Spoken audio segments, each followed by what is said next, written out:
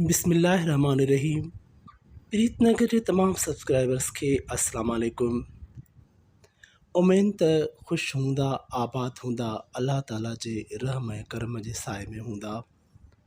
सिलसिलो हली रहियो सिंधी अदब में आम सवालनि जवाबनि जो, जंहिंमें सिंधी लेक्चरशिप जो रिटन टेस्ट जे आयल पेपर जे सिंधी सेक्शन जा सवालनि जा जवाबनि जो सिलसिलो हली रहियो हुयो।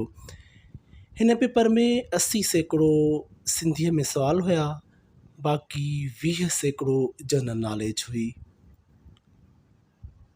20% जनरल नॉलेज जेका आयल हुई उन जे सवालनि जा जवाब इंशाअल्लाह ताला हिन वीडियो में पेश कंदासीं। पर इन्हनि सवालनि जे जवाबनि शुरू करण खां पहिरियां मां हिकिड़ी ॻाल्हि अवां सभिनी जी नज़र रखणु चाहींदुमि त मूंखे काफ़ी मैसेजिस ऐं कॉल्स रिसीव थियूं आहिनि त तव्हां असांखे टेस्ट पेपर करायो, असां खां टेस्ट वठो यूट्यूब जे ज़रिए, हिन चैनल जे ज़रिए। जेका राय मूंखे तमामु पसंदि आई, छाकाणि त रिटन टेस्ट ते सब्जेक्ट स्पेल जी तमामु जल्द थियण वारी आहे। उन जे कढ वरी पोइ इंशाअल्लाह ताला सिंधी लेक्चरशिप जी रिटन टेस्ट जो सिलसिलो बि शुरू थींदो। त मूंखे तव्हांजे राय जो इंतज़ारु रहंदो। तव्हां मैसेजिस जे ज़रिए ज़रूरु इन ॻाल्हि खां, इन राय जो इज़हार कजो त आया वाक़ई बि टेस्ट जो सिलसिलो शुरू कजे या न कजे, या ईअं ई हिन सिलसिले खे अॻिते वधाइजे। मूंखे अव्हांजे मैसेजिस जो, राय जो इंतज़ारु रहंदो। हाणे हलूं था हिननि सवालनि जे जवाबनि जे तरफ़। त इंग्लिश में जनरल नॉलेज में सभ खां पहिरियों सुवाल हुयो, which is the largest planet of our solar system. असांजे निज़ाम में शमसीअ जो सभ खां वॾे में वॾो सयारो कहिड़ो आहे? जंहिंजे लाइ ऑप्शन ॾिनल हुया। Option A Venus, option B Neptune, option C Jupiter, option 4 Pluto. त सही ऑप्शन आहे ऑप्शन सी जुपिटर। निज़ाम शमसीअ जो वॾे में वॾो सियारो जुपिटर आहे। ॿियो सुवाल हुयो, who was the first Pakistani player हू स्कोर्ड डबल सेंचुरी इन टेस्ट क्रिकेट। पाकिस्तान जो उहो कहिड़ो पहिरियों रांदीगर हुयो जंहिं टेस्ट क्रिकेट में डबल सेंचुरी स्कोर कयो? हिन सुवाल जे लाइ जेके ऑप्शन ॾिनल हुया, ऑप्शन ए हुयो Hanif Mohammad Khan, option B Mudassar Nazir, option C Majid Khan, option D Zaheer Abbas. त हिन सुवाल जो सही जवाबु हो ऑप्शन डी ज़हीर अब्बास।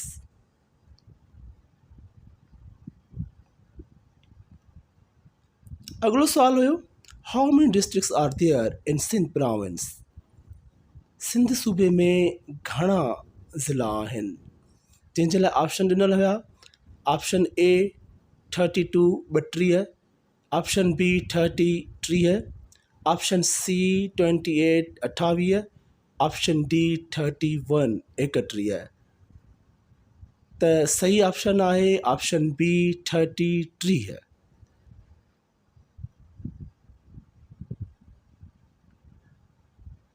अगलो सुवाल हुयो, who was the drama writer of old man and the C.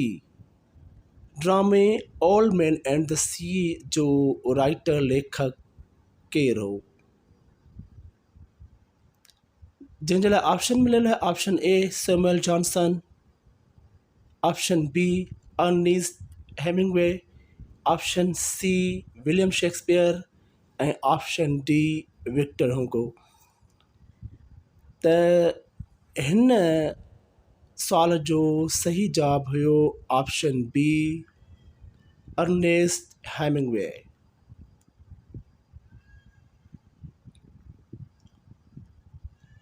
अगलो सुवाल हुयो, which language of the world has 84 numbers of alphabets? दुनिया जी कहिड़ी ॿोली आहे जंहिंजे अल्फ़ाबेट में 84 नंबर आहिनि या 84 नंबरनि ते अल्फ़ाबेट मुश्तमिल आहे? त मुल्कनि जा नाला हुया A Chinese, B Cambodian, C French, 4 Sanskrit. ही ॿोलियुनि जा नाला हुया A Chinese, B Cambodian, C French ऐं 4 संस्कृत। त हिन सुवाल जो सही जवाबु हुयो option B Cambodian.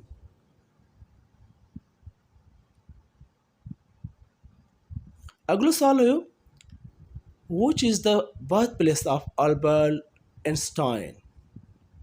Which is the birthplace of Albert Einstein? Albert Einstein जे ॼमण जो हंधु कहिड़ो हुयो? जंहिंजे लाइ ही कंट्रीज़ ॾिनल आहिनि।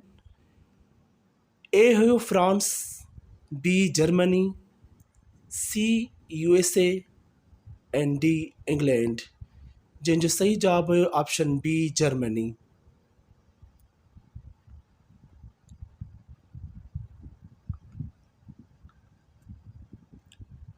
अगलो सवाल हुयो Who are the first Chief of Army Staff of Pakistan? Pakistan जो पहिरियों चीफ ऑफ आर्मी स्टाफ केरु हुयो? जंहिंजे लाइ ऑप्शन ॾिनल हुया option A general Tikka Khan, option B air marshal Noor Khan, option C general Ziaul Haq, option D general Mohammad Khan. त हिन सुवाल जो सही जवाबु हुयो option A general Tikka Khan. General Tikka Khan पहिरियों चीफ ऑफ आर्मी स्टाफ हुयो पाकिस्तान आर्मी जो। अगलो सवाल हुयो what is the full form of DNA? DNA जो फुल फॉर्म छा आहे? Option A deoxyribo nucleic acid, option B dynamic nuclear acid, option C deoxygen natural acid, option D domo nuclear acid. जंहिंजो सही जवाबु ऑप्शन ए डीऑक्सीरिबोन्यूक्लिक एसिड।